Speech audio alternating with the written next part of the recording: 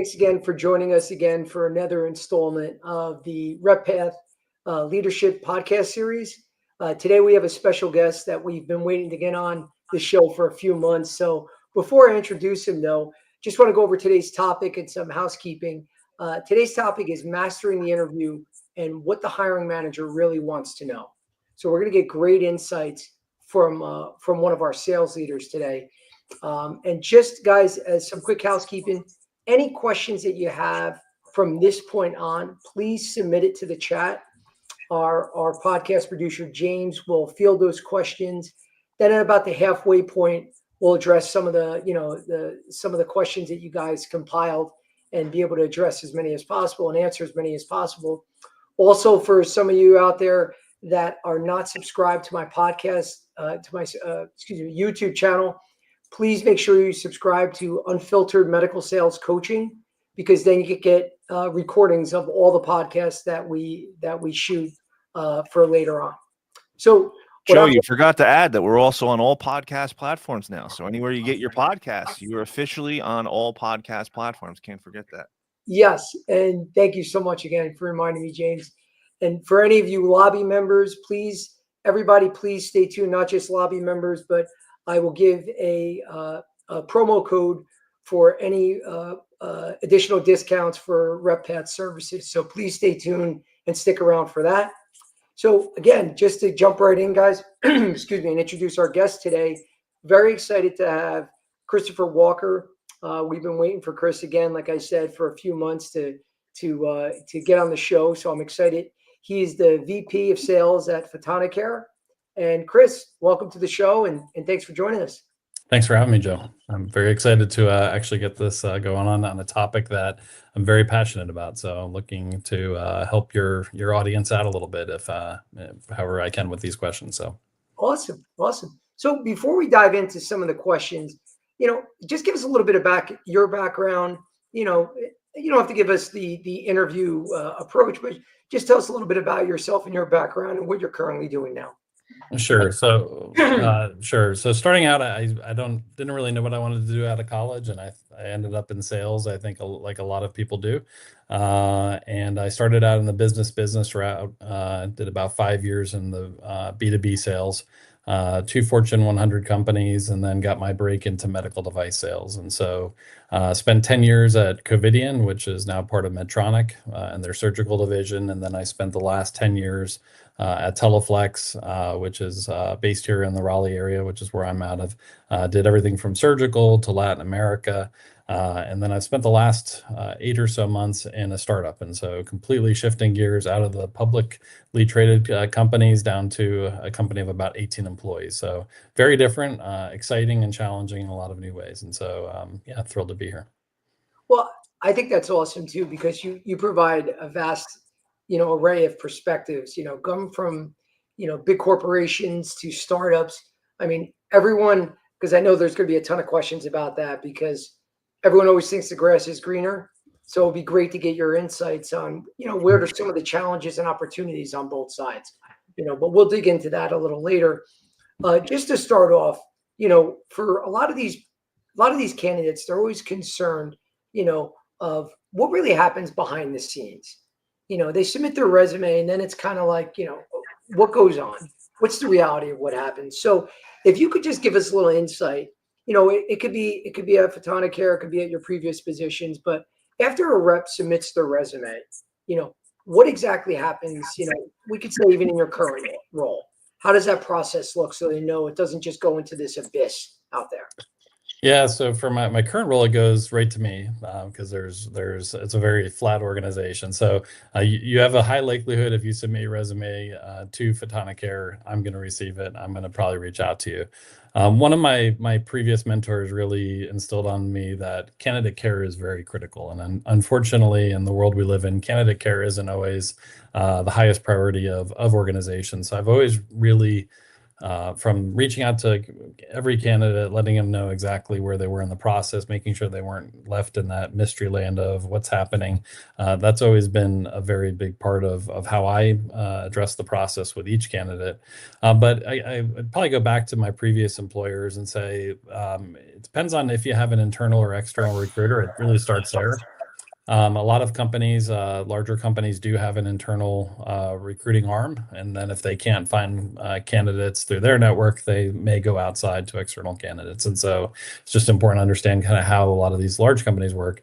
And what I would do typically is I would start out with an intake call with my recruiter, and so that'd be a recruiter assigned to that job requisition.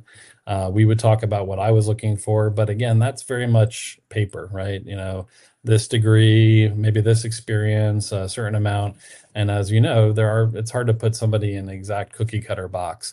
And then we would meet once a week, and we would talk about the candidates that we were seeing. They would help with scheduling, with managing the process, getting people's calendars aligned so that they could go through the different stages. And so I think the challenging part, and one of the things that for me when I was in those larger companies, I would tell all of my recruiters I still wanted to see all of the resumes.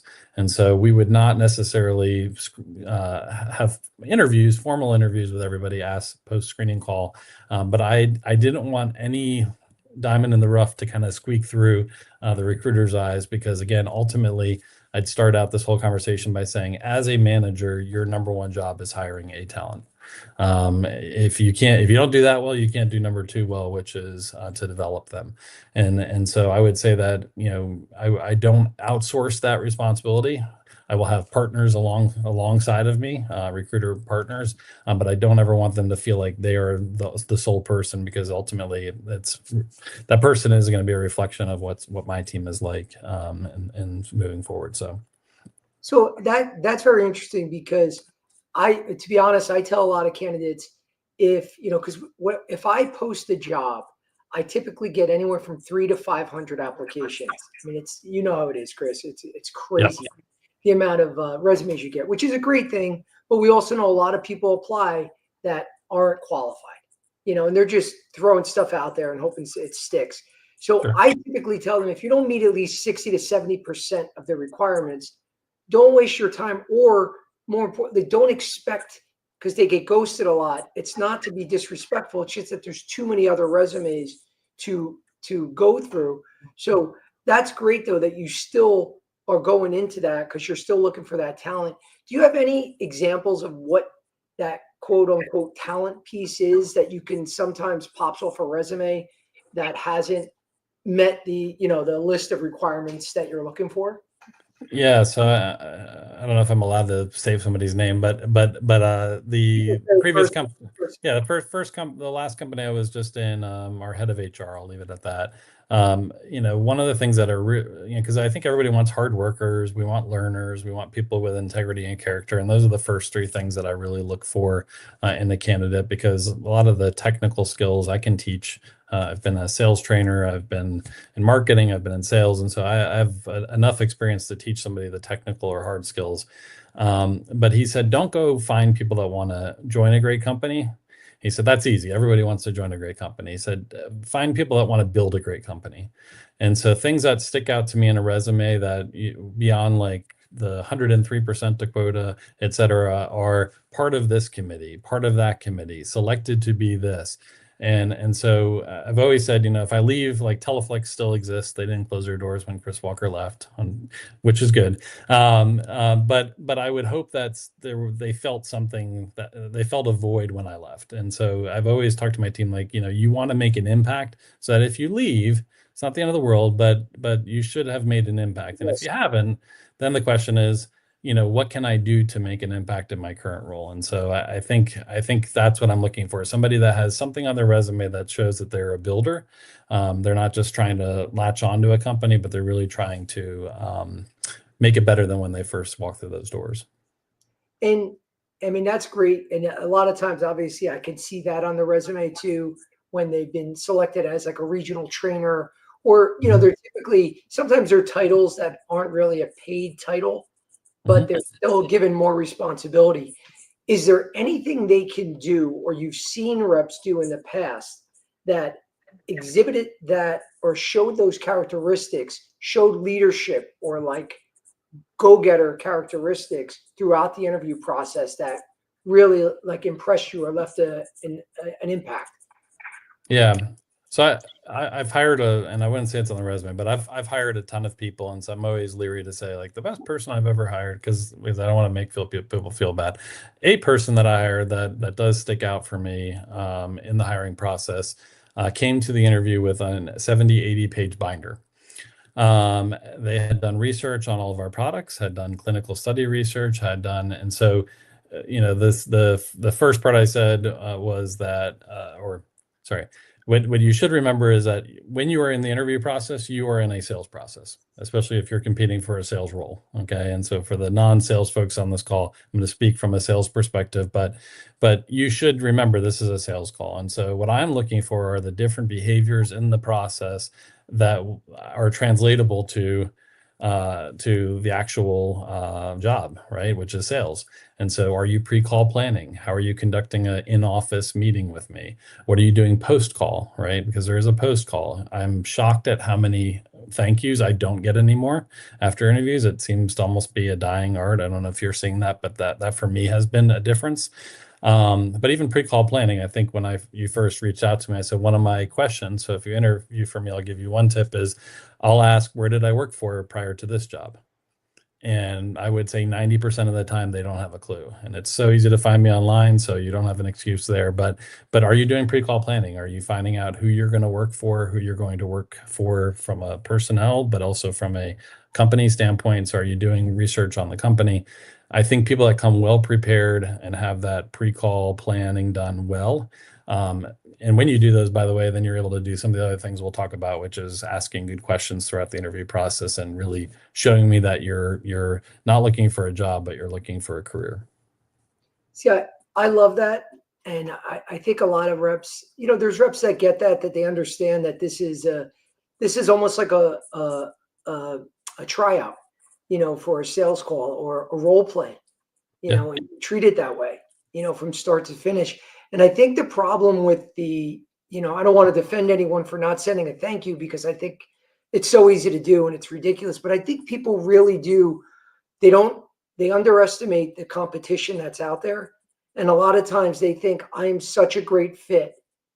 No one has the credentials that I have. I'm almost a shoo-in anyway, so I won't send that thank you. But I guess they don't realize how important that is. Those little things, no matter how good you are, you still have to do all the little things well. Yeah. I mean, like you said, doctor gives you a meeting, you don't send them a thank you or, appreciate, the collaboration. I mean, they're not going to use you too long. Sure. You off. Yeah, well, no, I've likened interviews to first dates, right? You're trying to put your best face in it. And I was thinking about that analogy earlier today when I was prepping for this, and I said it's kind of an unfair analogy. I actually don't want it to be a first date. I want you to be your authentic self and not have to. If you want ribs, go eat ribs, like you wouldn't do on a first date. But be your authentic self because the reality is everyone's gone through the interview process, and then day one, I just hired somebody, for example, the other day. She saw exactly who I am that first day, right? And so I don't want to mask that at all in the interview process and then, be somebody different, day one, and nor do I want you to be. And so I always say, interviews are kind of like first dates. What would I learn about you 6 months out from now? What are some of the areas that you do well? I'm a strength-based manager, so I'm going to always try to leverage your strengths. But what would I learn about areas that are developmental for you, whether they're organizational skills, prioritization, all of those things? And I think we do candidates an unfair advantage by trying to find the unicorn and then like looking for how shiny the diamond is, because there's things that we're all good at and there's things that we're not good at, and that's okay. That's human beings. So I'm trying to find out all the things I can about somebody and also showing my authentic self to somebody when they're interviewing across from me. And in doing that research, like you were saying, to find out, your previous position, like things that are pretty easy to do. I mean, you can find it out quickly on LinkedIn. What about reaching out to other reps that work for you? How much of an advantage do you think that reps that do that, they reach out to a couple of your reps, get some insight, have over the reps that do not? Yeah, great question. I think that they definitely gain an advantage because they better understand the company dynamics, right? They understand the good and bad, and there's good and bad in every company, right? There are going to be things you enjoy about your job and things you don't enjoy. And so I think, I like candidates that ask me, hey, are there two people that you can that I can reach out to. And so I would always recommend for anybody on this call, ask that question during the interview process. Say, are there two people, not one, two people? It's kind of like a field day. Like anyone can fake a 2-day field ride or a 1-day field ride, but it's hard to put 3 days together that are really compelling for your manager. Ask for 2 or 3 references because they're going to ask you for references. And so I think that shows that there's enough transparency in the organization to say, hey, we're full disclosure. Here are the things that are good and bad about the company. Here are the things that you'll enjoy working for Chris. Here are the things that will frustrate you, because there's good and bad for everything. So, yeah, I think that's awesome, and that's very unique. But I think that's definitely the right approach, because a lot of managers they seem to be like the Wizard of Oz, where you're not going to see me, not talk to me until you actually get the interview. And when I see the managers that take your approach, it just makes reps feel more comfortable, because they know what they're getting into. And I think it saves people a lot of time, because if you're not a fit, why waste each other's time to try to fake something that you're not? And it's just only going to lead to a bad hire and frustrated people on both accounts.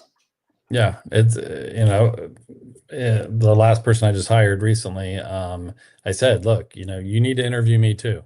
This has to be, you could be great for us, but if we're not great for you, you'll leave us, right? And so it's got to be a two-way street. And I do think that is a part of the challenge in the interview process today, that I've experienced it. I'm sure anybody on this call's experienced it, is kind of that level of transparency. And so what I will say is people I've interviewed with me will also say I'm a difficult interviewer. And so I will also tell you, I will walk through the house dispassionately. I don't want to buy this house, is how I go through every interview process, because I also know salespeople are good at selling themselves because that's their profession. So you may not see a real smiley, bubbly Chris you would if you worked with me, but that's because I'm really trying not to get sold in the process. I really want to dig into the facts, so that I can make the best hire for that role. So I would say that I'm very, very transparent. You probably don't see the everyday Chris in an interview, just because I'm really trying to go, okay, what am I missing here? Because I can easily get sold. So, yeah. So you're definitely, a lot of your interviews don't really get too conversational. Little bit. Yeah. I mean, I've been coached well on the questions you can or cannot ask, and happy to answer any of those questions for people. But, things like, I just typically don't ask any personal questions. I'm not going to ask you. I'll even say things, but again, full disclosure, I will say, hey, I can't ask you a lot of questions, but I'm going to tell you a little bit about myself. How's that? And I will tell them, I'm happily married, 23 years, 3 kids, 1 year from empty nesting. So I do want them to understand who I am and kind of a little bit about me. But that's just my approach, and it hopefully shows them a side of a human side, through a sometimes inhumane process of having to compete for something. Sure. So, some managers go by the mantra that if I like someone, that I get that feeling that I want to go and grab a beer after the interview. Do you really go by that, or is it just like that's really not so that important, as opposed to how well they're a fit, and you see if they really have honesty, or any red flags that you think I don't trust what this individual is throwing out at me. What's your take with that? Yeah, that's the thing that you can't, so I saw something on LinkedIn recently, and it said, I just went through this whole process with this company. I didn't even get any feedback. These companies are awful. They won't give you feedback when and I posted bravely, because I didn't know what the backlash I was going to get, because everybody was like, yeah, you fight. Yeah. And I said, but the reality is, like, we're coached as managers not to give you feedback. And so I do want to kind of unveil that to the audience, because we live in a very litigious society, and so anything that we say, Bill, I didn't say that that wasn't. And so managers are coached not to give feedback, and trust me, managers, a lot of them want to give you feedback. And so it's unfortunate. I think it's a disservice. I wish it was a different way. I think if you're interviewing for an internal role, I absolutely think you should get feedback. But I think for external positions, I do think that there is, unfortunately, a standard that has kind of been set by what the best HR practice is. What I would say though is, to your question, I've heard the phrase, can I spend 3 days in a car with them? Especially if you're a frontline manager, you're often doing field rides with your sales team. And so chemistry is part of it, right? We're human beings, we're conversational. Salespeople are certainly conversational. And so I think there's a chemistry component to it, but I'm always going to hire the best person for the job. So if I feel like they are, meet the requirements of that territory, and I think that's another thing, is that what might work in one region may not work for another region. What may work for one territory within a specific region may not work in that same territory if it was a different type of territory. And so as managers, I think the first thing we're thinking through, if you're good at your job and experience, you say, let me think about the makeup of the customers in this territory. What is it going to take to be successful? And then you build kind of that persona of what you're looking for, which may look very different in New York City than it does in California, right? And so I think, those are the things that I think good managers are thinking through. And yeah, I think chemistry is a part of it. I do think that is true. But I'm also thinking, what on my team don't I have? And so as we diversity is obviously a very big topic in the workplace. And I've likened diversity to, and this is going to be a weird analogy, but to stables and horses. And so I grew up riding horses, and some of the toughest horses to ride were some of the most fun ones to ride, but they took an experienced rider. And so I think as you advance in your career as a manager, it's your job to become a better manager. You need to invest in the academics of what management and leadership is all about. And your stable should look diverse. It should have all different types of behaviors, all different types of experiences, all different types of hard skills and soft skills, because when you have that together, then as a manager, you have a team that it's fun to manage because it's not all the same cookie cutter person, but also there may be projects or things that your team is tapped for, and you'll be like, that's a perfect one for so and so, or that's a perfect project for so and so. And so for me, I'm a strong believer in that. I think that I've always kind of thought, and so if somebody comes to me and says, hey Chris, I'm hiring for my team, what are your thoughts on, I'll be like, what do you need? Right. And that should be kind of where we start, is what do you need for your team? Like, tell me about the territory, tell me about the region, tell me about the whole team. I just went through this with a buddy of mine. My previous company was hiring for, he said, I'm going to hire this guy and he's got the lowest amount of experience, but I do think he would be the right fit. And I said, well, tell me about the rest of your team. Oh, there's 20-year, 30-year vets. Okay, you can take on a project. That's perfect. That'll challenge you and, help you as a manager grow and develop and stuff like that. So all of those things I think are factors in kind of the candidate selection, process. I love that. I love the analogy with the staple. We talked about that in the past. Yeah. I've stolen that from you a few times, just like Nice.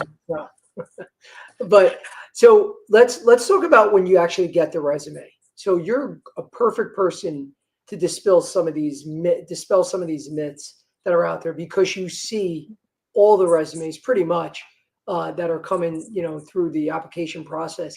I get this all the time. Joe, AI is killing me. My resume isn't AI friendly, and that's why I'm not getting any responses.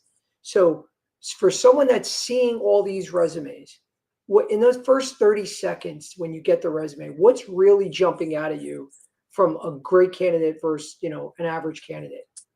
Yeah, the type of companies that people have worked for. My best advice that I got coming out of college was from my stepfather, and he said, go to a company that people have heard of. Go to a blue chip company.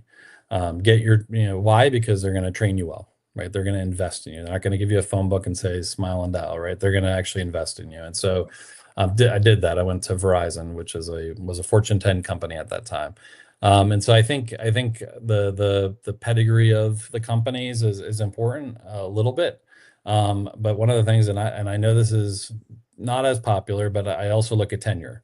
And I look at tenure because one of the things I look for is change agility. And so what I fear, what I get concerned about when I look at a resume that's 1.5 years, 8 months, 6 months, but I was the rep of the quarter one, So don't put rep of the quarter, don't care. But I look for consistency, and anyone can have a great first year, but can you have multiple good years?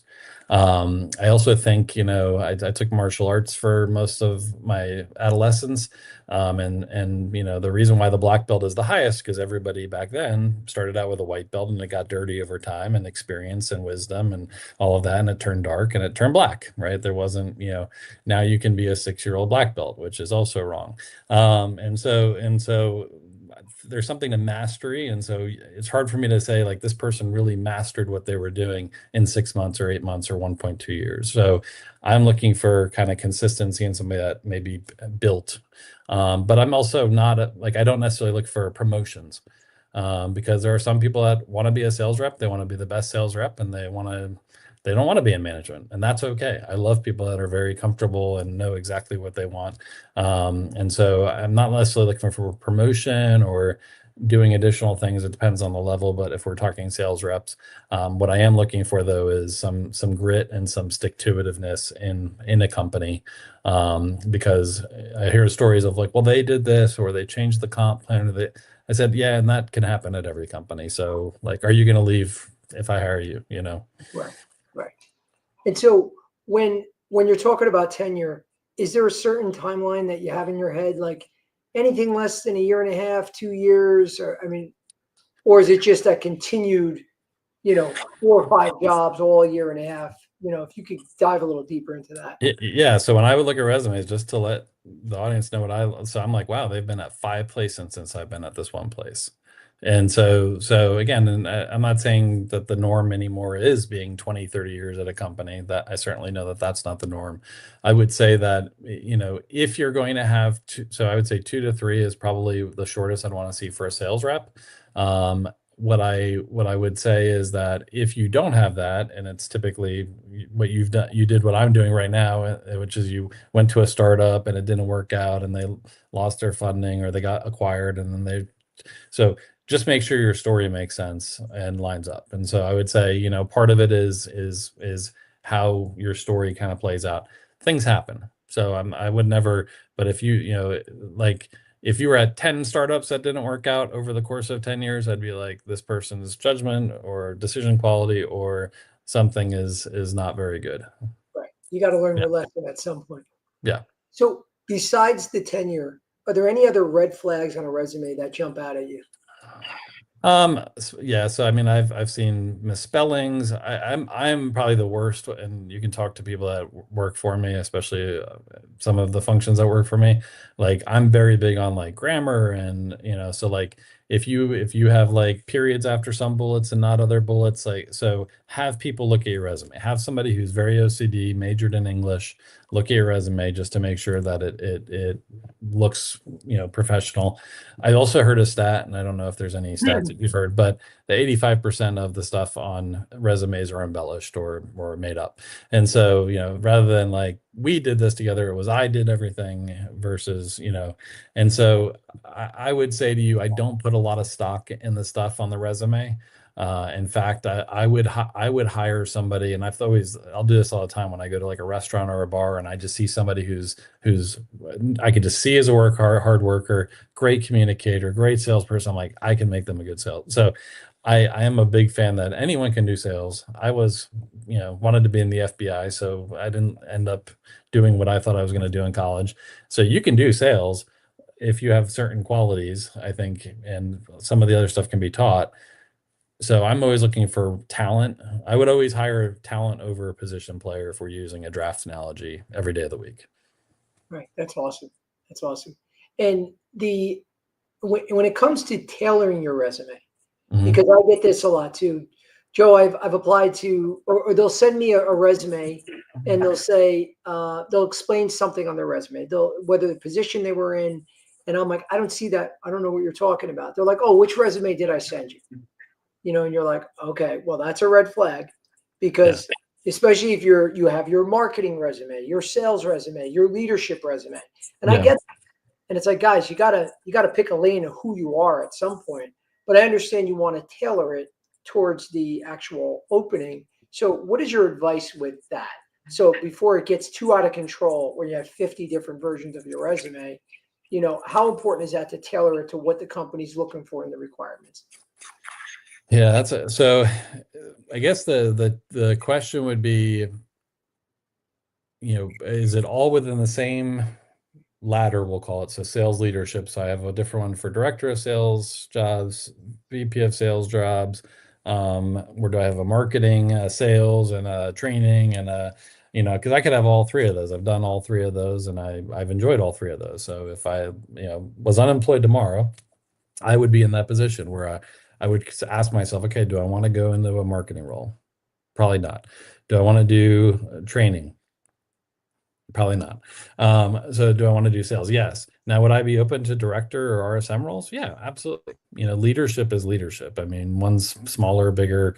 I enjoy just being in front of customers. So even when I was considering leaving my last, company, I said, look, I don't want to be stuck behind a desk. I really need to be in a position where I can be in the field close to the customer, because that makes me satisfied in that role. Some days I'm an RSM, some days I'm a rep, some days I'm head of sales, some days. And so that's been very fulfilling for me. So I would say that what you can do is you can have a leadership based resume. If I don't know if objectives are out or in on resumes, but if you were applying for a VP of sales role, yes, that should look different than an RSM role, as far as the objective maybe, but leadership is leadership, right? And so if you've driven teams to I think one of the things that's hard is once you get to a vice president role, no one will talk to you about an RSM role or director role.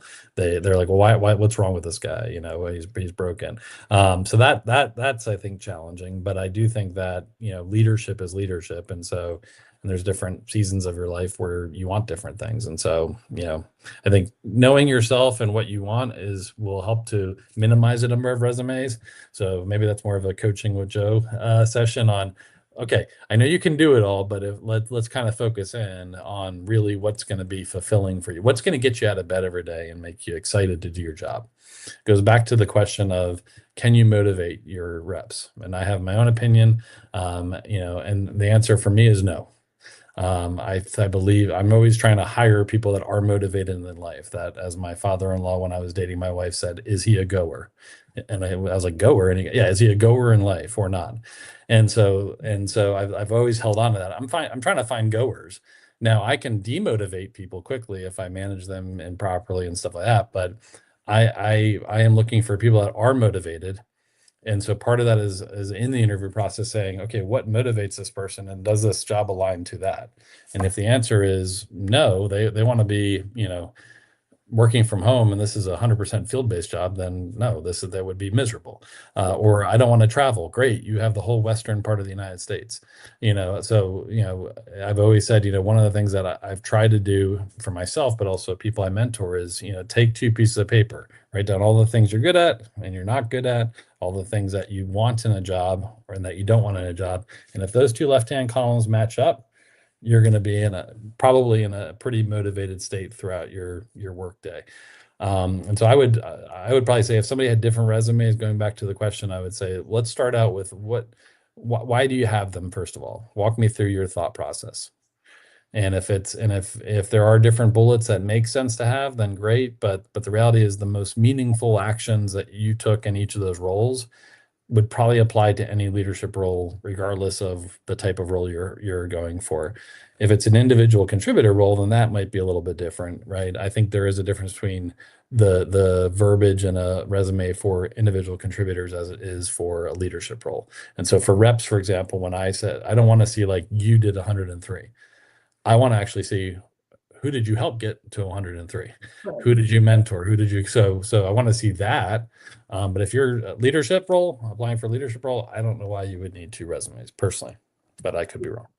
Well, and getting back to your point with the objection, I'm not a big fan of objections on resumes anymore, but if you are going to put it, I always suggest to keep it as a leadership description, not a regional sales manager, a district sales manager, or a VP, because you do pigeonhole yourself into different roles. We know that those titles are interchangeable at every company. So a regional sales manager at a big company can technically work with more, guide more people than at a smaller company as a VP. Yep. So I just, that's the one thing with that. I'm not against objectives, excuse me, but I just always want them to be a little bit more open-minded when they're putting them, so they don't get themselves pigeonholed. That's So, fair.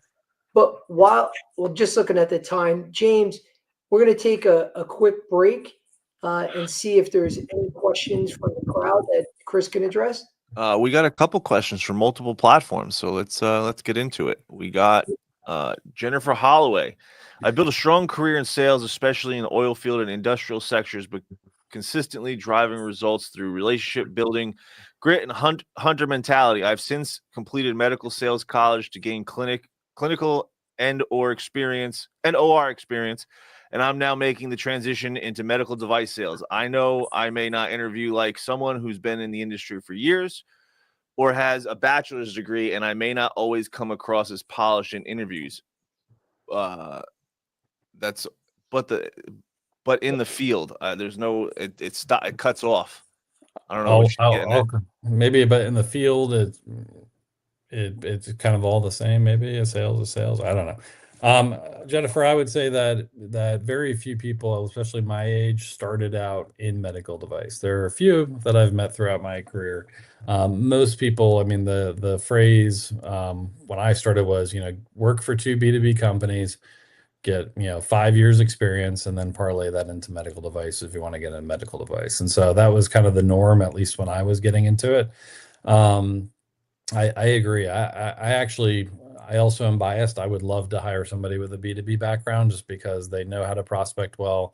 They know, about persistence and all of that, and the hunter mentality. I think sometimes, and this isn't everybody, obviously, but I do think sometimes in sales and medical device, we get lazy. And what I mean by that is we see ourselves more as like a service or part of the clinical team. And I remember one of the managers when I was in training at Covidian, he said, "Look, I sent you this bloodthirsty rep, that's gonna go sell, and then you hand me back a doctor." And so and so he said, "I want the rep, I want the person that I gave you, but also trained like a doctor."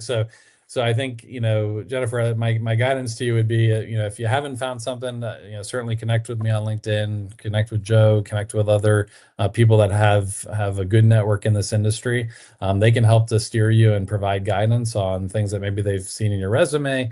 I'm not the best on resumes, but I know Joe is very good at all those types of coaching and stuff like that. But get to know the managers, the hiring managers that are looking for people. And what I've always said in med device, you have a couple different routes. You can go the distributor route, like Medline, Cardinal, Owens & Minor, McKesson.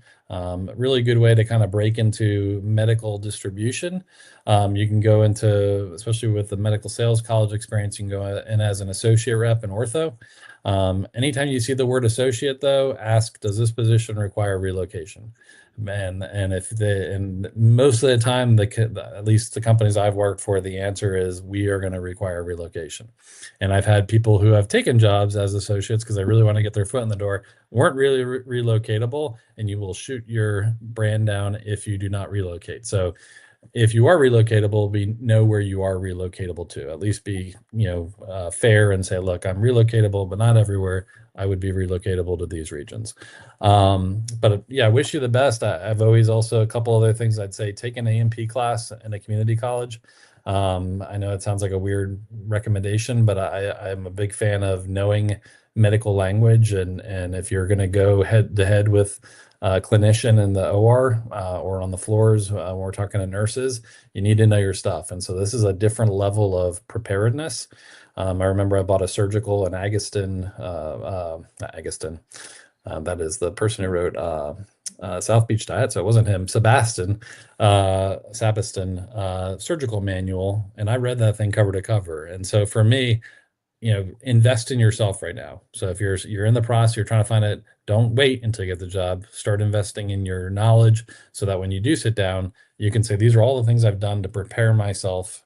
It's not just about going to the sales college. That's great. That's a great first step. But what other things are you doing so that when you get the experience, you're going to be able to fly through training because you've already put that work in to prepare yourself. Real quick, I got the rest of the question. You kind of answered it, but you said She doesn't come across as polished in interviews, but in the field, I thrive, I build trust, I close businesses, and I keep the patient's best interest at the center of everything I do. Everything I do. Based on your experience, what qualities or indicators do you look for that tell you someone will succeed in the role, even if they don't have a traditional background? Yeah, I mean, sales is great. Sales and waiting tables. I love people also from the hospitality industry. I did that throughout college. Um, I'm looking for somebody that can connect with people quickly. So that's great to hear that you have that already, Jennifer. I'm also looking for people that ask. So my number one skill set, Jennifer, is asking good questions. If you come to me and say, I want to be a better sales rep, I'll be like, ask more good questions. The reality is, and unfortunately, this thing has made us lazy because we have every answer at the tip of our fingertips. And so the art of asking good questions to me is dying. And I see it even in my children. They're less curious than I was when I was their age. And so I think, understanding how to ask good open-ended questions, how to double click or ask deeper questions, and really be interested. And you can practice this throughout your life every day. Next party you go to, just strike up a conversation, ask a question, then ask a follow-up question. You'll know their name, their PIN numbers for their bank accounts, their blood type. They won't even know your name. People are willing to give up information. You just need to ask. And people want to talk about themselves. So I would say, continue to refine that area of your, if that is an area, Jennifer, that you need to double down on the clinical knowledge. And then I would say network the heck out of the people who know this industry well. Joe's a great one to start with. And so I would say, start to get tapped into the people that are tapped into these companies. And it'll happen. And I will also say, guys, I love interviewing. I've interviewed a ton of people. I've not gotten every job I've gotten. And so I would also tell you, you're going to win some, you're going to lose some. And I will tell you the ones I didn't get, something was better around the corner. And so also know that, have faith that the interviewer is also doing exactly what I'm saying I'm doing, which is I'm trying to see, are you the right fit for this role?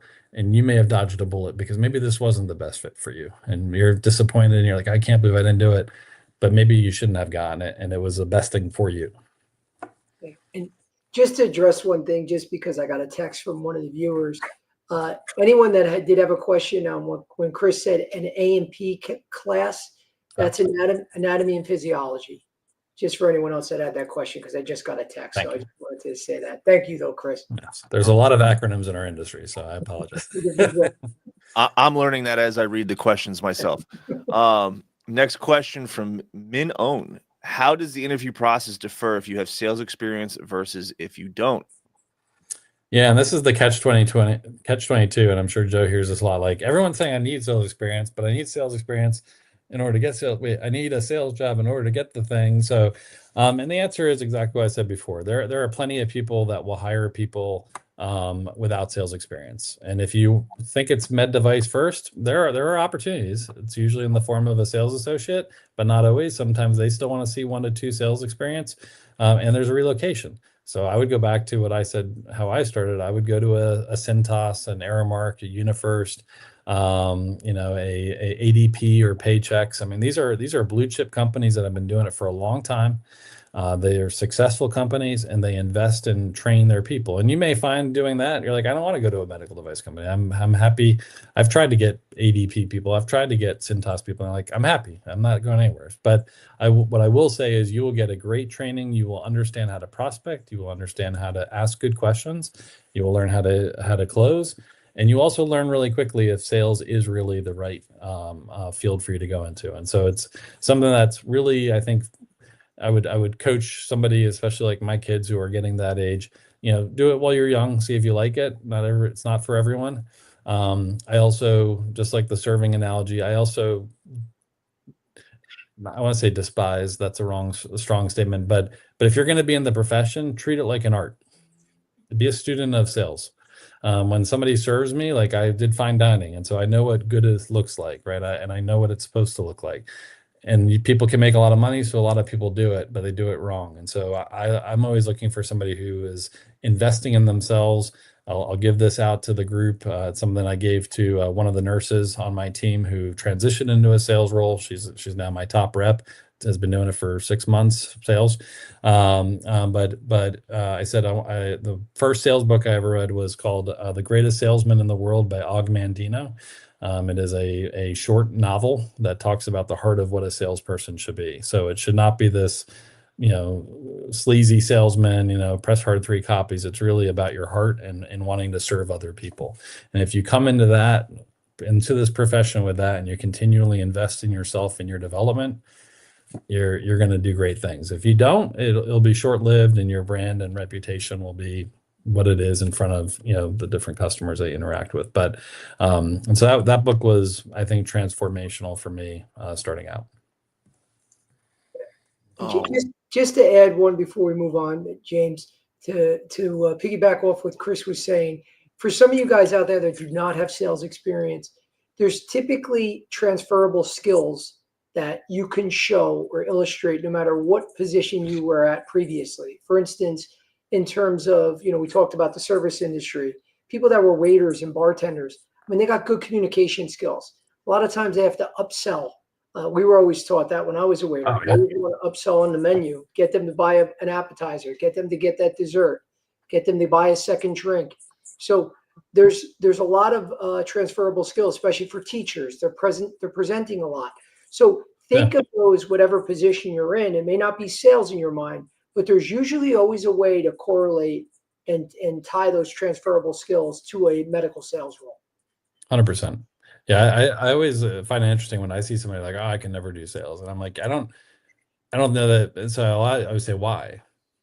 And again, there are some valid reasons. Like I'm not disciplined. So what you should be is, I'm not disciplined. I'm not a self-starter. I'm not and some of those things I don't think anybody would self-admit. But I think a lot of people have this perception, especially in medical devices, that it's some like press hard 3 copy sleazy role. And I'm like, that's not it at all. Your role in med device is to be a trusted advisor to the clinicians that you serve.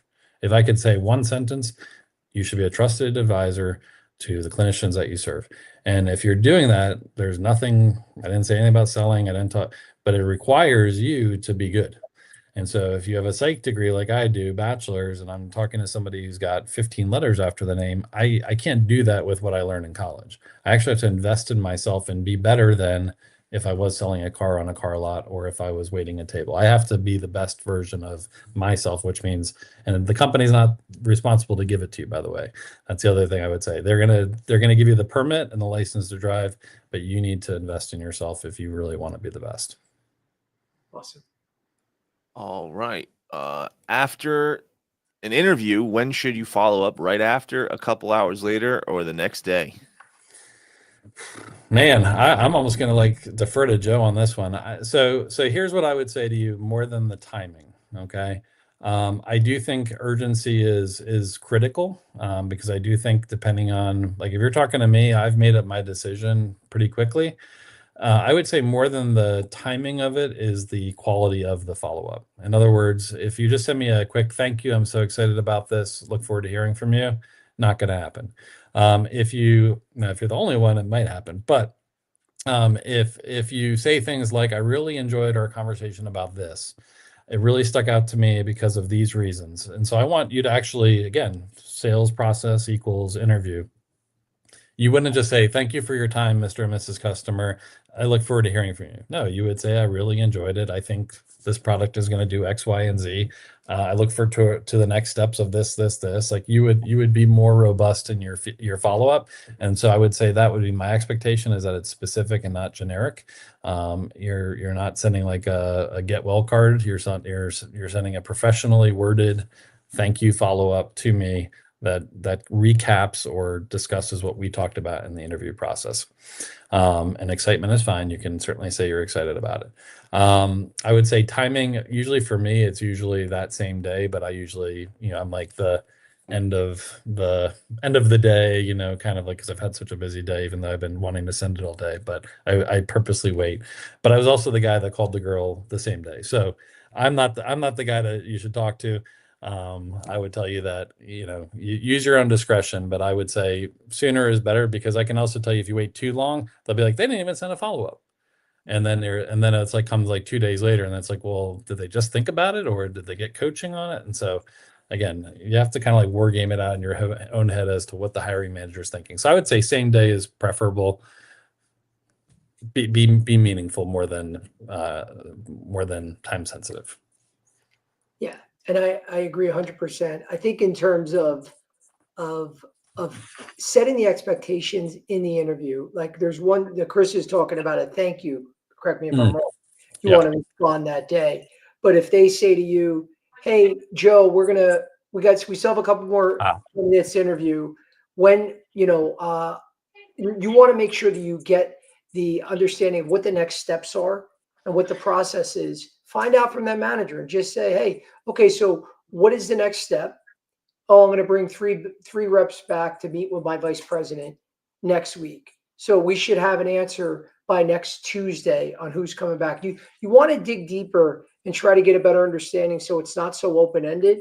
So then I think that's where they get confused, Chris, and like left there not knowing really what the next step was. And I think that's the bigger problem. So then they go, do I wait? That's where like the dating thing comes in. Like, well, I just went out with her on Saturday. Now I call her back 3 days from now, 5 days from now. I want to be cool. I don't want to be desperate. So that's where a lot of the uncertainty comes in. Yeah, I think that I'll apologize on behalf of all companies. Not that I can do that, but the process is broken. I'll just say the process is broken. There isn't great follow-up. It often isn't when they said they were going to. I would say that 90% of my interview interactions, the candidate care was 100% lacking. And so that only emboldens me to make that experience better for people I'm interviewing, to give them that time, because we've all been through it on the other end. And so I don't understand why it's like that. I just think people are so caught up in their day-to-day job that they this is kind of like the back burner. It's not urgent. I'll get to it when I can get to it. But then I go back to every new person or person I mentor that's in a new manager role. I said, your number one job is talent scout. Your number one job is hire well. And so if that's your number one job, then you can't leave candidate care at the very bottom. You have to actually, like, people have to feel wanted, right? They have to feel, now using a TV analogy, I'll say, listen, this is like The Bachelor. I'm going to tell you all I love you, but I have one rose. And so the reality is that is the unfortunate part. And I've been on the situations where I've had to interview, really good internal candidates. And that's really tough as a hiring manager, because you're going to have to break up with somebody and they're top talent, right? And they work for the company.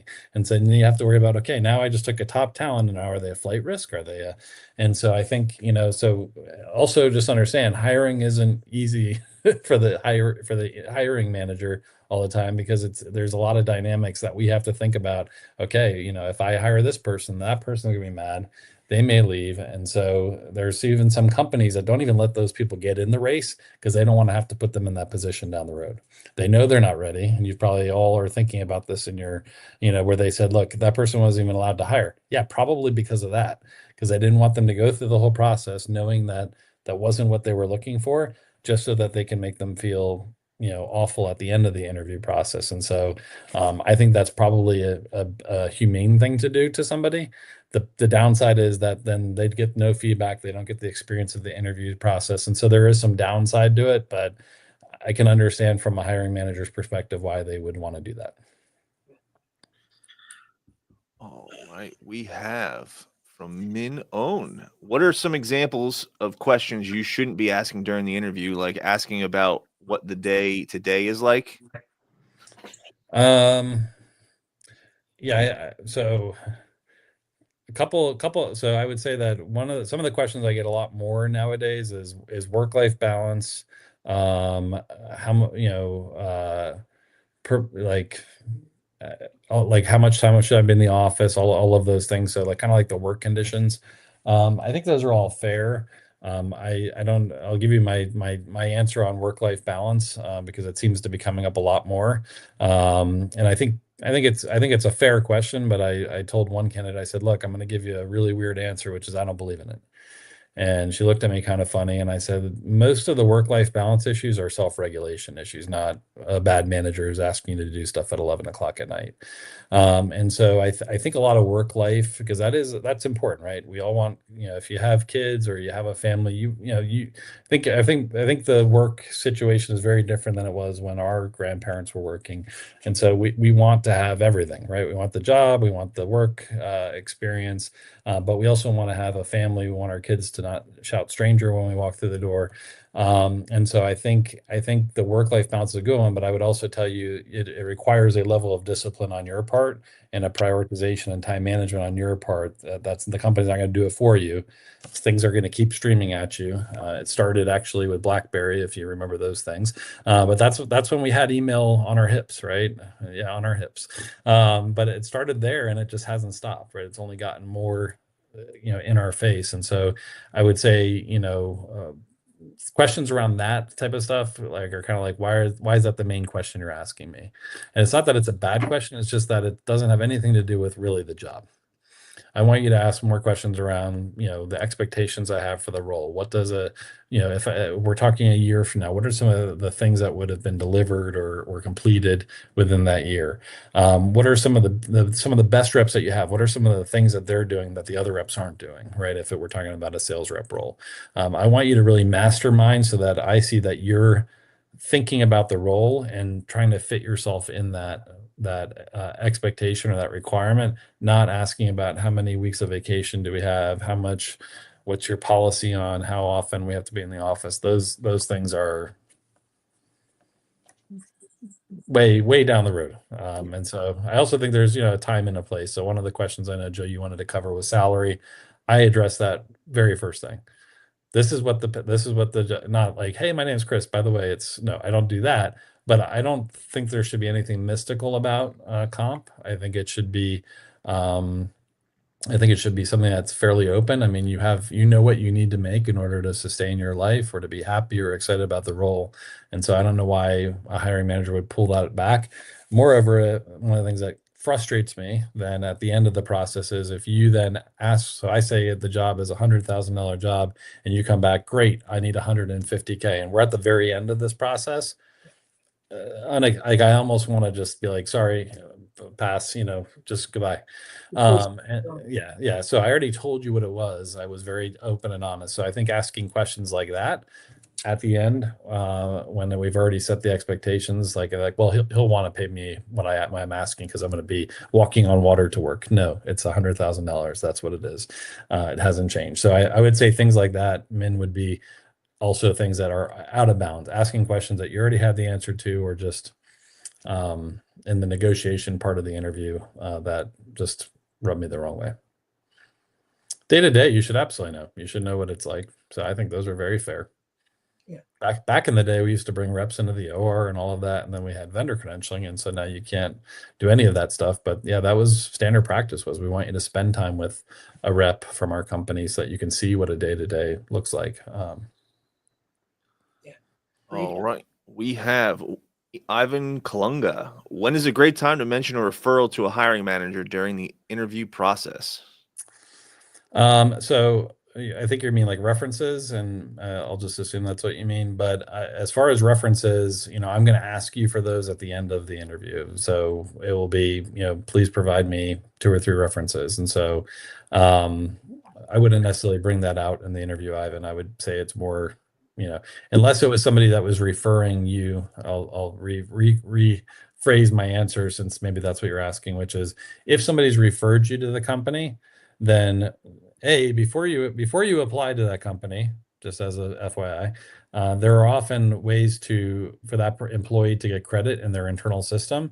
So if you're getting referred by somebody internally, stop, don't interview. Like I know at Teleflex, I actually had to be the one that did something on my end first. And so I'd be like, oh, you interviewed or you applied already. Oh, now, I knew the people well, so that could get connected. But what I would tell you is, understand what their referral policy is for the person referring you, and then let them drive that process for you. It'll already be tied to the record. A lot of these companies have, some type of HR software that connects all of those things. So And if it was refer or references, then I would say a good hiring managers are going to ask for that because that's a part of the process, and they'll ask for at the end. You don't need to have it on your resume. You don't need to have it. I'll get it from you later. Cool. All right. So we have you mentioned earlier it's like a first date, but also say that you only care about facts and would rather not get too personal. Is that manager dependent, or is there a general guideline to follow? Yeah, and when I say too personal, I will absolutely share personal stuff on my life. So I'm not suggesting that. What I'm saying is that there are questions that are out of bounds, illegal questions for hiring managers to ask interviewees. And so what I would say is I'm not gonna I'm not gonna be super emotional and I'm known to be a little funny around the office and stuff like that. So I'm not gonna be that person in an interview process because I'm more serious, Chris, because this is a serious thing. We're trying to find somebody that's gonna help, improve our sales or marketing or whatever I'm hiring for. And so, like I said, the advice was always when you see a house or you walk through a house, you don't go, "Oh my gosh, this is beautiful. We love it." No, you want to kind of hold your emotion back because you're not trying to give the seller a leg up to say, "No, we're not going to concede on any pricing or anything like that." And that's kind of how I think about the interview process. And I'm walking through the house, dispassionate. I'm looking at the facts, if you want to call them that. But yeah, I would say to you, kind of, I know we're closing on the hour here, but the best advice if I could only give you one piece of advice is don't let the process paralyze your personality. Okay. And that's the same with role plays. If you're doing sales role plays or interviews, don't let the process paralyze your personality. I want to hire you. And so don't try to be somebody different in the interview process. Be yourself. And if that lands well with what I'm looking for, great.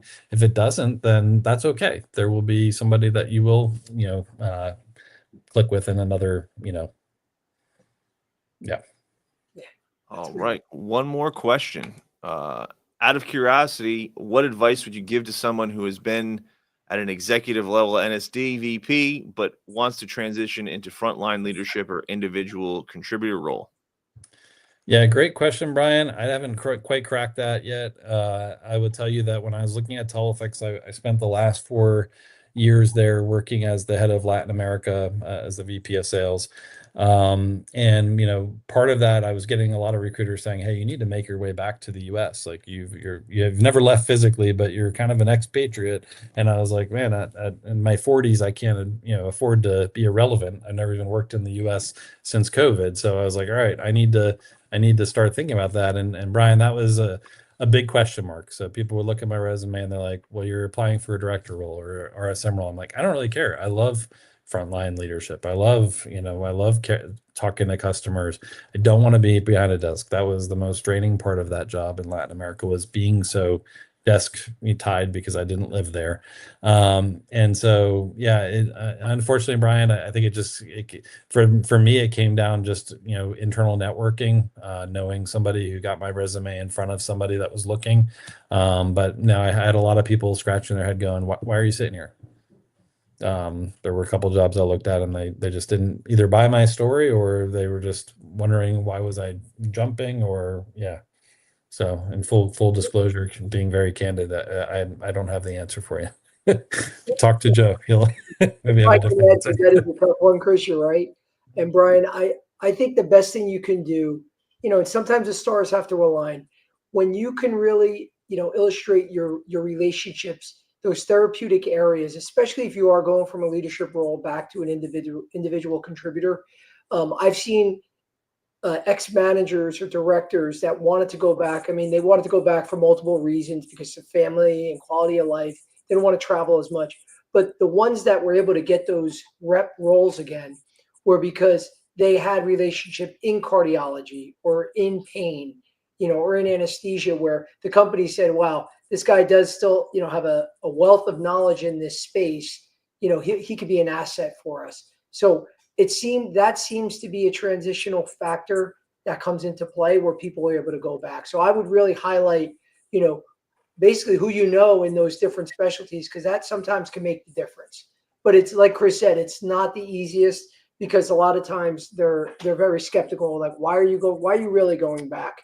And maybe even threatened. Like, I don't want another VP coming in and questioning what I'm doing. And is this guy going to be a soldier or is he going to be a challenger? And so for me, it's always been, I've enjoyed my resume is like, this, then training, then this, then channel marketing. So for me, it's always been about impact and fun. If I'm having fun at what I'm doing and if I'm be able to make an impact, I don't care about title. And so, and some people, they really want to climb the ladder, and that's important, and that's great too. It's just knowing yourself. And then, like Joe said, if you have the network align those stars for you, then, you'll have somebody that can take a chance. But I would say, one of the things that people don't do enough is network. They wait until they have a need, and then they start to think about that.